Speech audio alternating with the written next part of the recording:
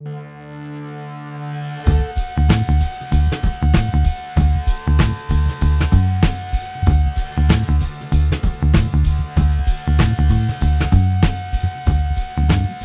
everybody, to the Nightly News Podcast. This is Professor Paul Miller, and we are back for the Spring 21 term. As always, I am joined on the first podcast of each and every term with the Dean of Student Engagement, Adrienne Thoman. Adrienne, welcome back to the show. Thanks for having me. Happy spring. I am excited to be back on campus and having a little bit of a warmer weather. It's always nice to, when we get to this point in the year, that we start seeing nicer weather, because I think this winter, really of all of them, has probably been one of the, I don't want to say worst, but just in terms of not being able to go and do things. And it's nice that we are able to get back outside. The one thing that I did want to point out is, and sort of kind of where we're going to start here with you, Adrienne, of course, we're going to be tuning in, hanging with us so we can hear Adrienne's featured 3 here at the end of this segment. But one of the things I wanted you to talk about is that because of the progress in terms of dealing with COVID, not only just on our campus, but really nationally and internationally, we're going to be able to start having some more activities going on, which I'm sure is like super exciting to you, because it's part of your job to build the activities calendar. So tell us a little bit about how that events here on campus might, I don't want to say change, but evolve. So we had a lot of safety protocols, obviously needed, but a lot of safety protocols keeping our numbers super low. So when we look at having events in the freezing cold weather, having an indoor event where we could only have a handful of students was really, really tough. So we did a lot of virtual programming and not so much in person over the winter. And this spring, we are actually looking forward to some of those, our room capacities are a little bit higher. So we're able to have the make one, take ones and the speakers and the movie nights and things like that again. So I cannot wait to actually get to see our students face to face. Even though we'll be masked, it'll still be good to see everybody. I will say, I know this has got to have had to be very, very difficult for you, because obviously, again, this is part of your job. Now, obviously, you're trying to engage the online and evening population, but, a big part of your job is to put together events here on campus. And I must say that you did such a commendable job over the past year trying to keep our students engaged, whether it was through smaller events here on campus or certainly whether it's through some of the virtual events that you've done. I don't know how you did it, but you did a fantastic job. Oh, I appreciate that. I feel like the winter was rough with the cold temps, but I really appreciate that. And I certainly can say that I learned a lot this past year. And certainly things that we'll be able to do moving forward, that you're going to still be able to engage those people who aren't necessarily here on campus.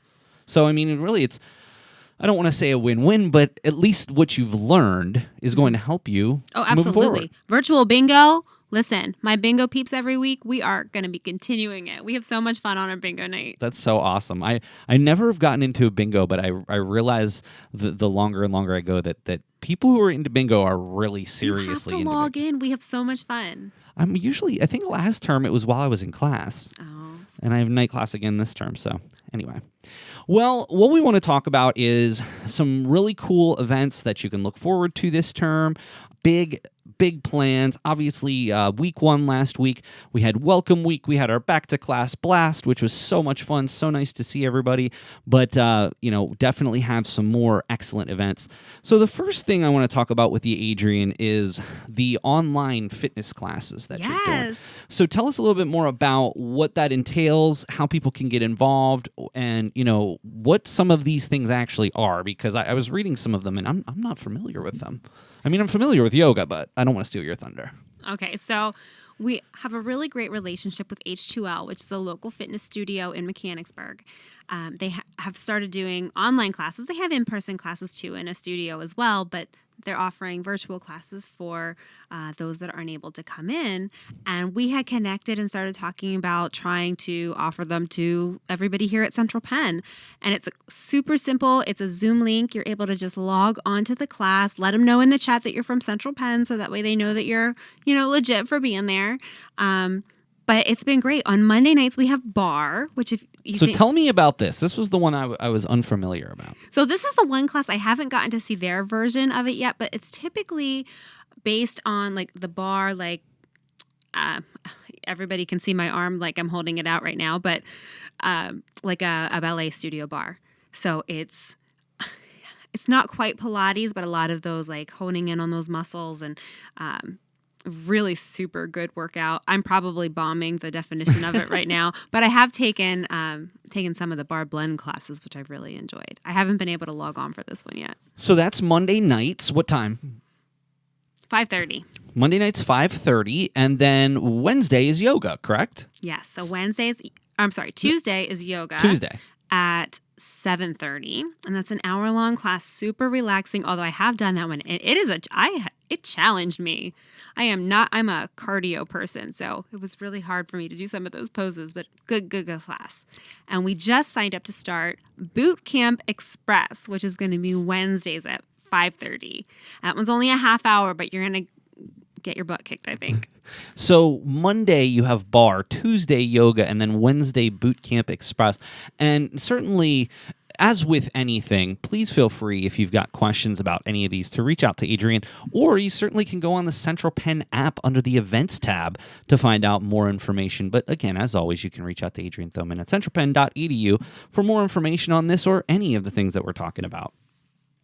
Another thing I wanted to talk about, Adrienne, is the last scheduled baseball game of the season is coming up on April 21st. That's a Wednesday out in the net. Obviously, COVID has played havoc on our athletics here, as it has for many colleges, especially at the non-Division I level. It's been very, very difficult. So it's not only just, us, but some of the schools that we typically play are only playing in conference. There's actually a couple of the schools that we had played and we had scheduled in the past that actually stopped their program for spring in terms of sports. So it's been a rough go, but I will say that it's been a blast to be back out in the baseball field and get to call some games. And hopefully, we're still working on some things behind the scenes, but we're hoping that some of the games later this season we might be able to catch on the road as well. So the last scheduled home game, that doesn't mean that maybe some won't be added down the line, is going to be Wednesday, April 21st. And you offer a shuttle to some of these games, wouldn't you say? I do. Well, I want to go to cheer on the team, so might as well have some students come along with me. And at the first game, I saw you out there with your puppy. You were just having a blast. She loved it. She had so much fun. It killed me. And I told you when I was out there, I actually had class that day. And it's not like people are like, just tell them what you're doing. And it's like, we have 6 classes a semester. Yeah, you got to go to school. And go to class, students. Right. And even though I did have other commitments, I mean, obviously Brian ended up taking care. Brian Christiana, former president, ended up taking the reins, and he did a really nice job there. So, but yeah, we're definitely looking forward to the final home game. But again, continue checking out the Nightly News Facebook page, and we'll announce if we're going to be doing any other games as well. And then, of course, hopefully be back at it for basketball later in the fall, and potentially some soccer. So we'll have to see about that. One final thing that I wanted to chat with you about before we get to Adrienne's featured 3 here is the CPC film series for this term that's going to take place on Friday, May 14th, with me presenting A League of Their Own. This isn't really so much of a surprise, as this was one of the things that unfortunately got canceled last year. We were supposed to do this in April, I believe, of 2020, and unfortunately it just didn't end up happening. And that's sort of how I got into doing the summer one with the Final Out documentary that I produced and directed. But The League of Their Own is such a great movie, and obviously, I'm a big baseball fan myself, but my goal is to have some of the baseball players come out. Yeah. And we had this all planned last year, Adrienne. We were going to have them come out and do autograph signings and have like that baseball theme, food menu. And, unfortunately, much like many things in 2020, just didn't end up happening. But it is back on for this year. And one of the things that I'm really excited about is that it's going to be outside. We recently had a film series meeting, And we are going to push it back a little bit because of when the sun is going to be setting. But basically, quote unquote, the doors, even though there won't be any doors, hopefully, are going to open at 6:30, and we're going to have about an hour. You can learn more about the nightly news. You can get some food. You can get some autographs from the baseball players. It's going to be a fun evening, and of course, as always, it's free, and any of the food will just be by donation. So I'm really excited about this. What are your thoughts? So we just got done, like I said, with this meeting recently, and we're still some things up in the air. So I'm actually going to have Leslie on later this term to interview me about this, because obviously we always have the speakers at the film series on. So I'm going to give her a chance to interview me. Oh, that's fun. But, I got to say, even we did the film series in the winter term. We had a good turnout. It was a lot of fun. And this is something that is so special to me. I mean, obviously, you're in the meetings with me, and I'm so passionate about doing this, but it's something that I just truly love. And I am going to get to present, and I would imagine this will probably be the last time that I present for quite some time. But this is something that I really am looking forward to.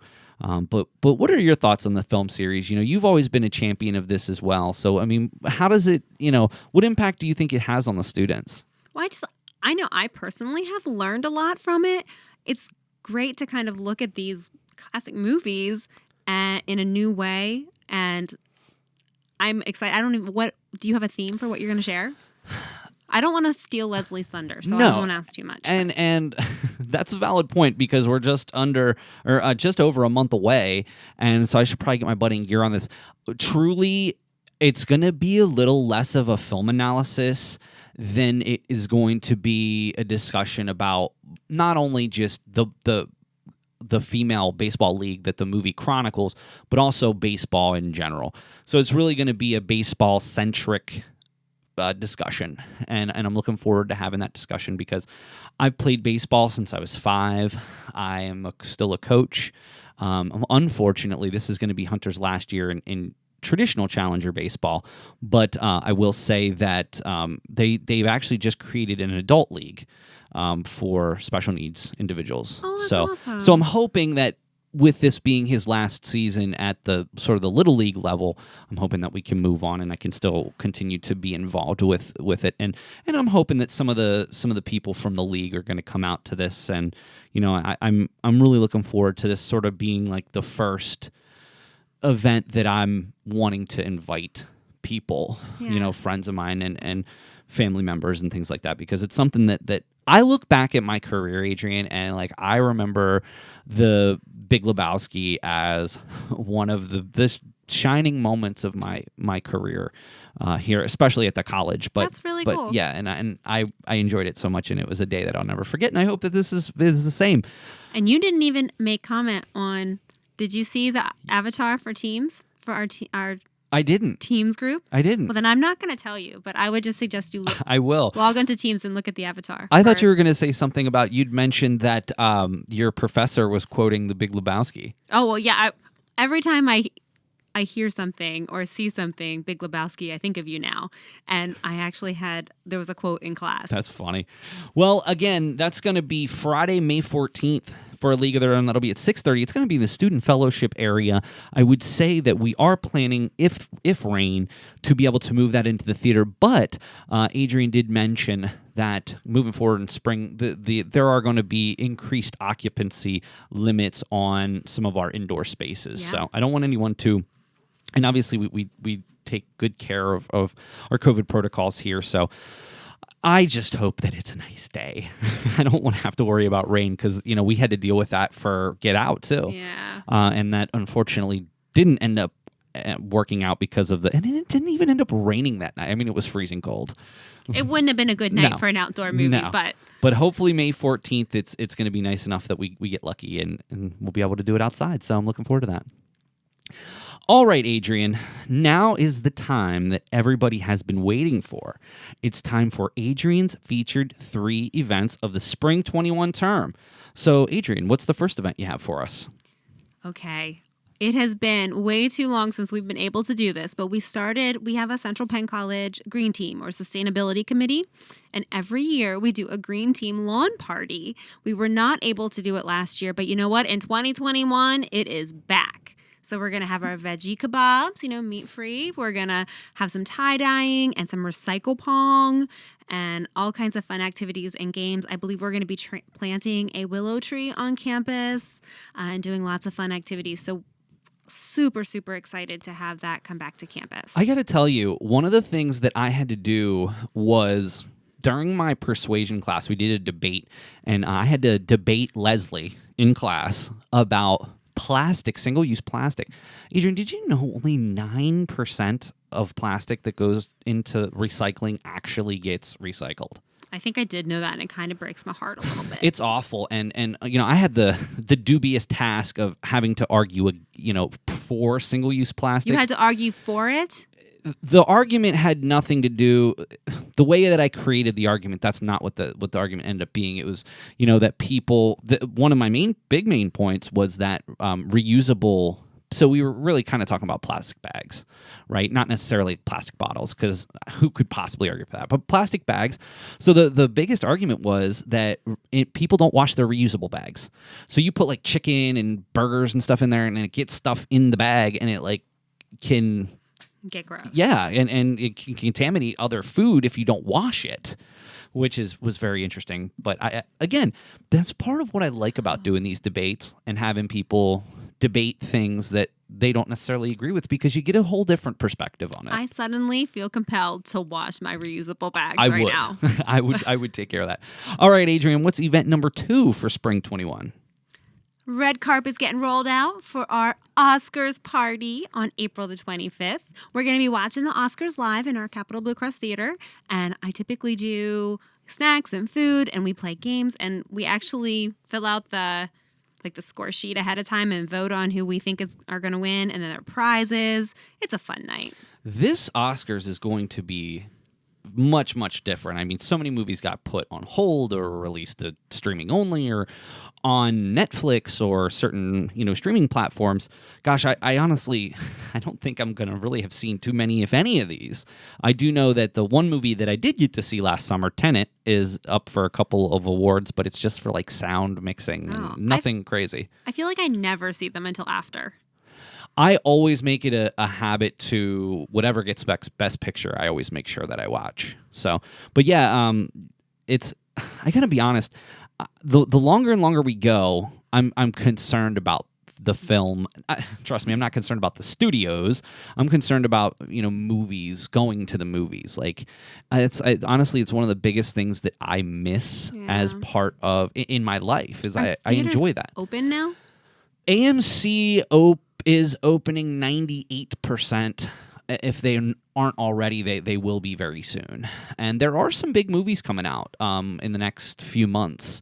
So I'm going to be interested to see what happens. But I think the whole idea of, you can buy it at home at the same time is going to really change things. So, and there have been some really big movies that are coming straight to on demand versus being in the theater. Again, I'm interested to see how that goes. That's another conversation for another time. I got to be honest with you. So many bunny trails that I want to go on today. Of course. All right. What's event number 3 for Spring 21? Financial management. I know it seems like a not fun thing to talk about, but it really is something that's so important. I think of when I was a college student and how poorly I did at this, and even for many years after how poorly I did at this. But PSECU is actually creating a really cool, we're going to do a build your own piggy bank event. And it's going to be like a make one, take one. And then they're going to share some really good tips for us to help to manage our finances. And that's on May 19th at 3:30. So, and I love our partnership with PSECU. Always very, very kind. Always have done. They've actually come into some of my classes. Jennifer has come into some of my classes, talked about this. Really cool that we have this awesome partnership with PSECU, and they're going to continue to come back and do some fun stuff on campus. So I love it. All right, quick recap. Baseball. Central Penn Knights will be playing their final scheduled home game on Wednesday, April the 21st. Of course, Friday, May 14th is a CPC film series with A League of Their Own. It's going to be starting at 6:30. That'll be an outdoor movie. And of course, as we talked about earlier, every Monday, Tuesday, and Wednesday, we'll have the fitness classes, which you can check out on the app. Adrienne's featured 3 on April 20th in Lancaster and on April 22nd in Summerdale, the Earth Day Green Team Lawn Party. On April 25th, the Oscars Party in the Capitol Blue Cross Theater, and then Build Your Own Piggy Bank on May 19th at 3:30 with PS ECU. Sound good? Sounds good. All right. Well, Adrienne, it's always a pleasure to have you on, and I'm really hoping over the summer that we are able to have you on more frequently. I'm really hoping that we are able to go back to at least 6, if not 8, podcasts per term. But for the time being, we're going to stick with 4, but my goal is eventually to get back up so we can have you on more often so we don't have to pack so much into one episode. So. Well, I appreciate the opportunity whenever I get it. So thanks for having me. You are always welcome, Dean Thoman. So, Adrienne, thank you so much for your time. Thank you. All right, well, that's going to do it for this episode of the Nightly News Podcast. For Dean of Student Engagement, Adrienne Thoman, this is Professor Paul Miller, and I'll see you again next time on the Nightly News Podcast.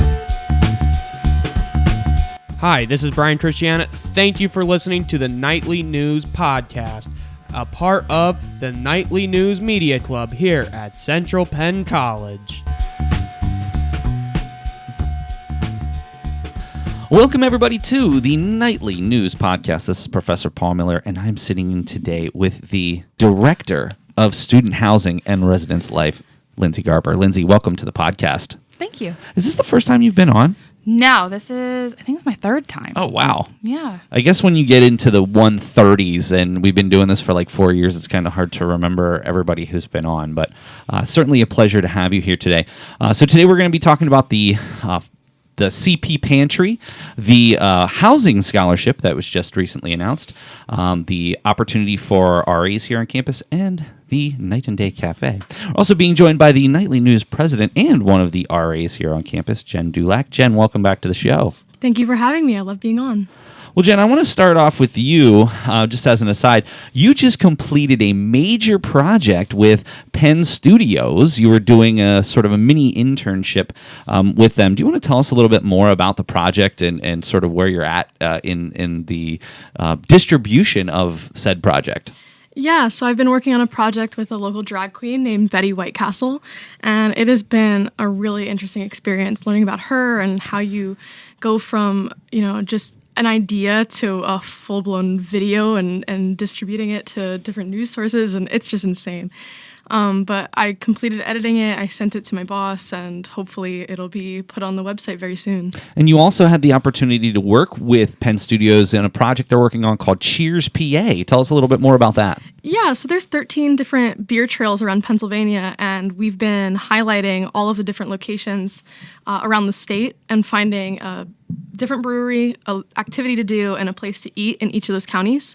And that has been also so much fun. I've met the person I met the brewer of 0 Day Brewery. Her name is Hannah. She's so cool. She's a host of the show. And one of the owners there, by the way, is a Central Penn graduate, Theo. Yeah, so it's been really fun. I've enjoyed so much, and I've been able to get hired to do freelance for them. So I feel very happy with this opportunity I've been given. Well, I got to say, I got to work with you on that. It was really cool to watch you through the whole project. You wrote your own script, so you've got a couple of scripts under your belt. So you've done a couple of videos now, and maybe next is the full-blown documentary. Who knows, right? Yeah, let's see where this goes. You just got to come up with the ideas. The ideas is the first thing. So, well, Jen, it's a pleasure to have you here today. I'm glad things are going so well for you.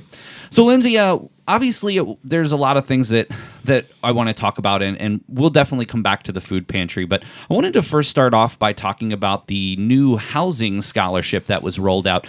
In the past, we'd had where students could get potentially their first entire year here free as part of a housing scholarship. Now the housing scholarship's kind of expanded a little bit. Do you want to tell us a little bit more about that? Yeah. So starting this summer term, so summer 2021, students are eligible to apply for the housing scholarship, and it's up to 8 terms. So it's actually, you could be getting free housing for 2 years. there's some very basic like qualifications you need to meet. You have to have a 2.0 GPA. They are asking that you carry 12 credits if you're a traditional student on campus, full-time student.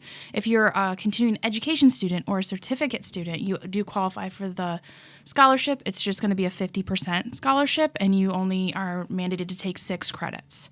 So it opens the doors a lot more for our adult students as well as more of our traditional population students as well. That's really cool that we're really kind of branching out. You know, one of the things that I've always pointed out is that this is really something that sets us apart. You do not hear about this. Trust me, as somebody who has a daughter who's in college right now, and we're kind of looking around for where her next steps are. I mean, really, the tuition is definitely a big piece, but it's really the housing that is the most expensive piece. And, you know, colleges all across the nation. Oh, absolutely. Now, absolutely. Where did this come from? The fact that we're continuing not only to, you know, move forward with the scholarship we already had, but we're continuing it and increasing it even further. Where did this come from? So, in all reality, the leadership at Central Penn College truly wants to help their students. They want to give them every opportunity possible to be successful in their college experience, especially at Central Penn College. And being that a lot of our students do face the affordability issue, this helps them be able to open more doors that they didn't previously have the opportunity for. And I would also say, just in certainly speaking with the president of the college, Dr. Linda Fidgerizzi Williams, another part of it was the more people we get on campus, the more engagement that happens. Oh, absolutely. The more clubs are becoming vibrant. Mm-hmm. You know, Jen, I can you speak to what impact housing's had on you? So just being here on campus and what maybe other doors that opened that may not have been opened otherwise. I have met so many lovely people, and I think that it's so sad when you see people go because it's such a quick transition from freshman to sophomore, and then suddenly you're like a senior, and then they go, and you know it's only 3 years or even a year and a half if you're an associate. But being on campus has given me an opportunity to, I think, grow and learn about, you know, different ways to communicate with people, because in high school it's so different. It's the same but different. So it's been really special. But I think that this housing scholarship opportunity is really important because that has been the leading reason I hear for why people come to this school is because of that free housing, and it gives them the opportunity to not have to pay so much money up front for their education. So I think that that's a great idea that they're doing that. And I must say, and Lindsay, you're welcome to speak to this too. If we compare the amenities that the students here at Central Penn get with the amenities that we got when we went to college, it's like night and day. Yeah, I mean, there's no comparison. There's none. I mean, and I speak very highly of I went to Slippery Rock for my undergrad, and I love it there, and I love to go back and visit, and I had nothing but wonderful things to say. But as I look back, my freshman dorm was nothing to write home about at all. You know, shared bathrooms, sharing rooms with people that you don't know. Now, fortunately, I was very lucky. I actually still keep in touch with my freshman roommate. We get to see each other every once in a while. But you got to say that the living situation here at Central Penn is much, much nicer than what we dealt with, you know, years ago. Yeah, it definitely is. Having their own rooms, being able to have that space to go back to even after, you know, whether it's a long day or that's how they need to study. It's nice to have that opportunity for them. And then they still have the community areas where the living spaces that they can get together and play games and have pizza nights and do movie nights and things like that. So they still get to build that community as well. It's interesting that you mentioned about studying. You know, for me, it was always a situation where I could never study at home and that was even whether it was in the dorms or whether, you know, it was our apartment, because there was always something going on. There was always people in and out, you know, people visiting. So I always just made it a habit of staying on campus and getting all of my work done before I even thought about going home, because I knew I wasn't going to get any work done. But that was also because I was sharing rooms with people, and it wasn't like I could tell my roommate, "Hey, get lost. I'm trying to write a paper here." At least here, you've got your own room, and you're able to kind of shut yourself off from the world if you do need that kind of quiet. And I'm definitely one of those people who I need total silence to get things done. I've got the neighbor got a dog, and I'm sitting up trying to do my paper, and their dog's barking next door, and it's bothering me. So I mean, it's to the point where like I really, really need to be like isolated to in order to study properly. And not everyone's like that. It's different for everyone, but some people are and do need that quiet to be able to, you know, put out good work, which is really in the end what all the students are trying to accomplish here. So Lindsay, let me ask you, if a student is interested in this housing scholarship, is it just for our new students, or is it also for current students here at the college? So it's for both groups. It's for current and it's for new students looking to attend Central Penn. The first thing I would have them do is go to the website and check out all the details. It lays out exactly what the scholarship covers. Currently, it covers the rent portion, and you're still responsible for your meal plan and utilities. So get in there, check that out. It's centralpenn.edu/housing scholarship. That would be the first thing I'd tell them to do. Second thing is contact financial aid or the housing office if you're interested. We can start the process, especially if you're a new student, of looking everything over and getting you the information and let you decide if you'd like to apply. If you're a current resident on campus, we do ask that you stop by financial aid or the housing office and complete your housing contract before April 16th. We need to have it completed before April 16th for when bills go out. And that's coming up later this week, as this podcast is going to be airing on April 12th. So please, if you're listening this week, make sure that gets taken care of as soon as possible.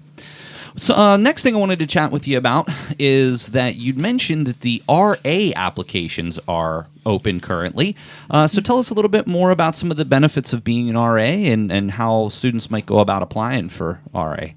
So some of the benefits of being an RA is not just the leadership component where you're actually taking on a leadership role with your residents and with the students on campus, but like Jen mentioned earlier, it's getting to meet new people. I hear from my RA team all the time, they love meeting new people, they love interacting, and our RA team currently truly cares about the residents that they're overseeing and that they're helping to acclimate to the campus, getting them the resources they need when they have questions. It's kind of a whole package. You're really learning a lot about yourself and what you actually can contribute to help someone else be successful. So, Jen, obviously, you're one of the RAs here on campus. Tell us a little bit about your RA experience. I mean, obviously, I'm sure not everything is roses, but I'm sure in the general sense, and any conversations I've had with you, you've always seemed very positive about it. So, tell us some of the positives about being an RA.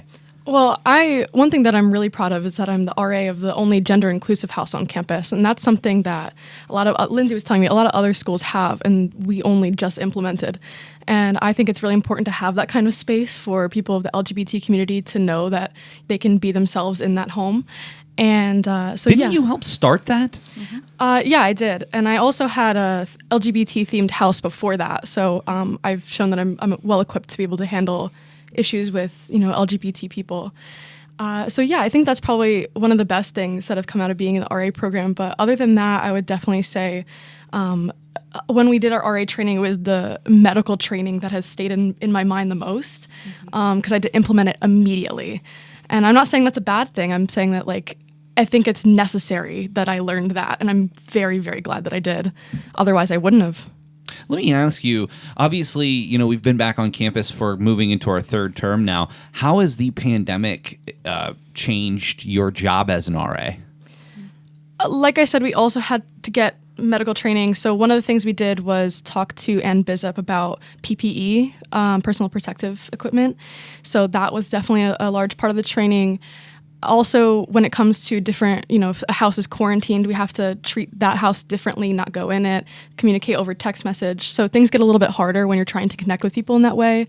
But it's, we're still working through it. I think that the way that we have been doing it is probably the best way to do it. And Lindsay, in a broader sense, sort of that same question. I mean, how's your life changed as the director of housing here on campus, having to deal with the pandemic? Well, probably to put it the best way I can, it kind of turned everything upside down in our housing world. We had to quickly change how we conduct move-ins. Summer and fall terms are our largest move-ins on campus, and we literally going into those and have to completely, where are the numbers? We had to redo our check-in process. We had to make sure we had the right protocols in place, temperature checks when they come to get their keys. Did they do the screening form? So that alone was a lot of adjusting. The RAs did great adjusting that, working with their residents, keeping them informed. They're a huge help when I get a student who's flagged for an exposure or a possible positive case. They're outstanding at helping me reach out to that student, making sure that we can get them taken care of and we keep them safe, but they do help a lot on that side. And I gotta say It's just that been a lot. I can only imagine what you've both had to go through because of this. And honestly, though, that being said, I think you both should receive, and the rest of the team. I don't want to just Absolutely. exclude Absolutely. all the other RAs, but I you both deserve gold medals for what you've had to go through over the past 6 to 9 months. And I also have to say that every meeting that I've ever been in with anyone here at the college has been nothing but complimentary of the way that you and your team have handled the pandemic. And that goes to show, because we've only had just a small handful of cases over the past 6 months. And it's interesting, even at the school that I attend, I'm getting emails every week. 8, 10, 20, and now obviously there's more people living on campus, but I mean, there's as many in a week there as we've had in 6 months. And I really think that, and certainly with a smaller campus, if there were to be some exposures or there were to be some positive tests, it could get bad in a hurry. Oh, absolutely. But because of the safeguards put in place by you and your team and the way the RAs are handling it, it's really, we haven't gotten to that point, and hope that we don't, especially with the vaccine thankful rollout. we haven't. Yeah, very thankful we haven't. I do have to take a moment to give a shout out to everyone that has helped make this successful with housing, because you're right, it could have been a lot worse than it was. We have a great RA team. My housing team, residence hall coordinators, their feet on the ground on the weekends when we're working all weekends to get kids shuffled around. Are you going home? Are you staying here? Like, they help work that out. They pull keys. They get the kits ready, which is awesome. And the cafeteria chef, I talk to him every day. Every day. How many do you have in quarantine? How many meals do you need for lunch? How many meals do you need for dinner? He knows the students. Like, this student only likes it when he comes down and he only gets pizza, or he only gets a burger and fries. And he knows that about the students. And it's great because we're delivering food that they actually are like excited to get, instead of us guessing, oh, well, you said you preferred chips, but, he really truly knows the students. And I think that helped a lot in the whole process. And I think that's interesting. And I'm sure this is something that you keep up to date with. One of the biggest issues that colleges have had to go through is some of the quality of the food that's been being delivered if students were in quarantine, or if they did end up, having the virus. And that's something that, again, it goes a long way. So let's talk about the CAF. The Night and Day Cafe is resumed seating Yes. indoors, and I know that there are some limitations on the number of students, but it's just one more thing that's going to show that things are hopefully getting back to some semblance of normalcy. So, Absolutely. well, Lindsay, there's one final thing, and really one of the main reasons that I had you on today is talking about the food pantry, the Central Penn Pantry. First of all, let's talk a little bit more about the pantry. What are some of the items, and how might students go to put in a food pantry order? Okay.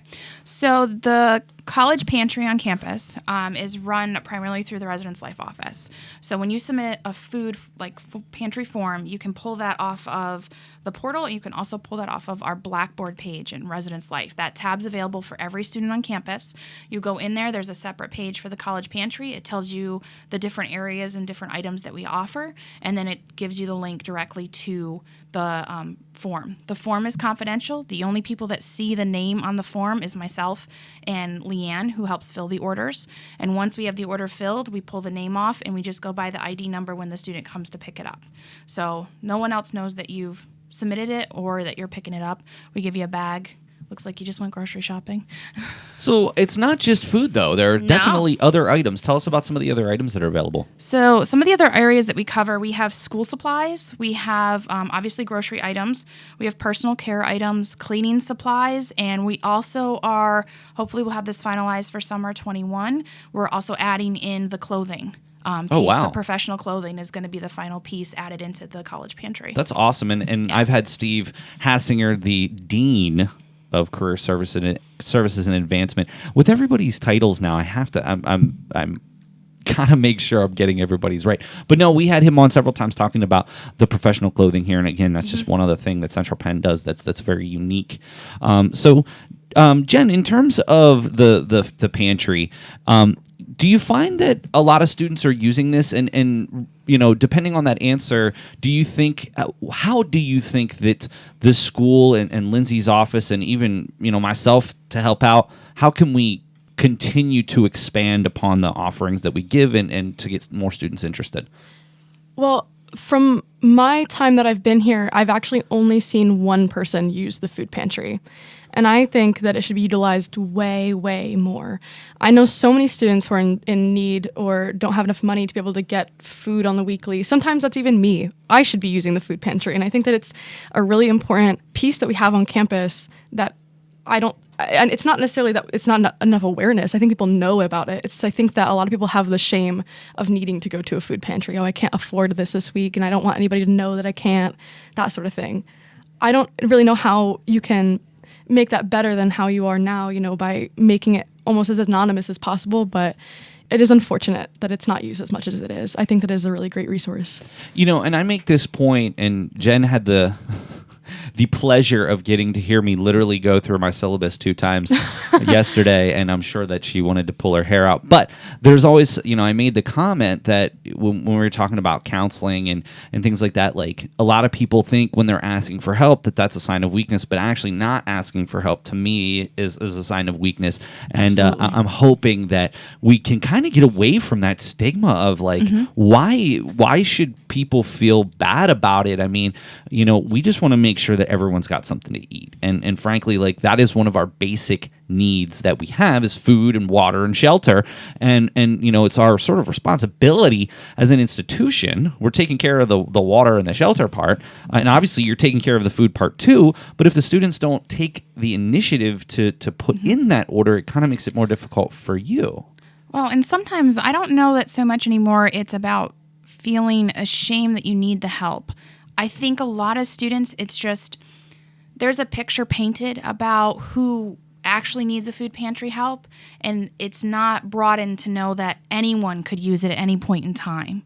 We're not sitting here saying, oh, you don't match the qualifications to use it. And I think sometimes in our heads, we paint a picture of a person who would use the food pantry, and it doesn't match us. So it's not as easy for us to be like, oh, I actually need it. It may not be something like they're ashamed of. It's just they're not linking the fact that, oh, I could use it too. I don't get paid till next week, and I need some cleaning supplies. I have cleaning schedules due this week. Put in a food pantry request. That's what we have it for. I always juggle with the whole, feeling like you're a certain type of person if you're using it. It's not like that. It's not like that. I think we need to get that message out more. Now, COVID, we've been open this whole time. So just to recap a little bit of that, we have about 10 to 12 students who regularly use the food pantry every term.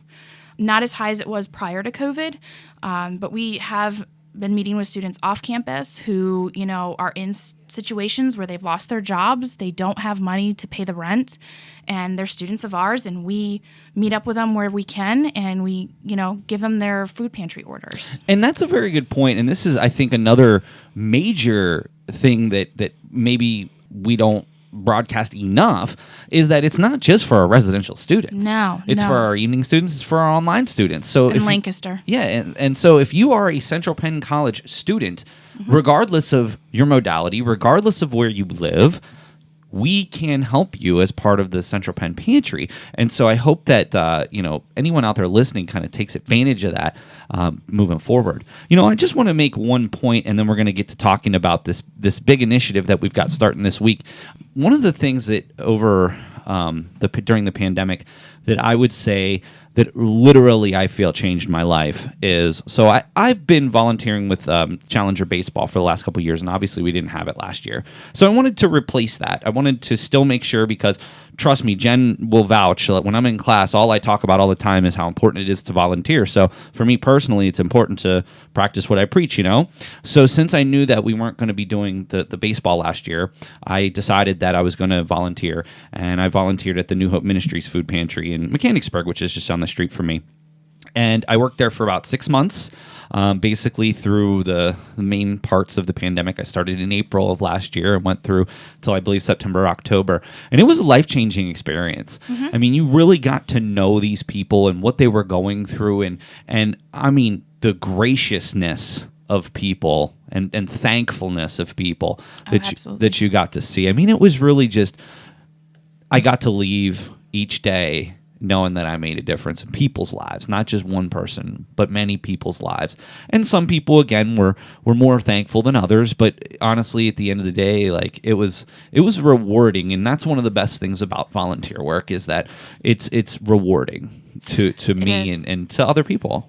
It is. I've always volunteered at food pantries ever since college. It's always been an interest of mine. It's always been something like, I don't care if I'm organizing, stocking, putting bags together, whatever it is that I can do to help. I've done that my entire life, and I love it.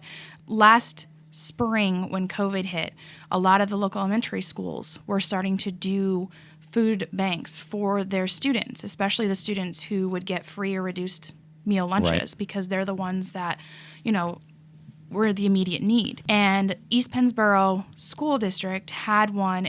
It's called the Panther Pack, yes. And I connected with, I think her name's Colleen. I could be wrong on that. I connected with her, and we had a surplus of some items that weren't getting used, obviously, with the school being shut down. We actually loaded up my car. We took it over there and donated just to help them get ahead a little bit as they started this process. And Awesome. It's great to feel like you're actually, you're helping, you're making a difference when we have enough. Let's help somebody else who could use it. Let me ask you one question before we get to the event that's coming up. Has there ever been any thought or discussion about maybe like a beginning of the term welcome bag that you would just take to each individual suite that could sort of be used in a community fashion with no strings attached? Has there ever been any discussion about something like that? So the cabinet has done welcome baskets. The winter term, they did welcome baskets for all the students coming back in the suites, but I have not thought of the idea of using items from the food bank, the food pantry. That's not a bad idea, Paul. Hey, I'm good for a good idea every once in a while.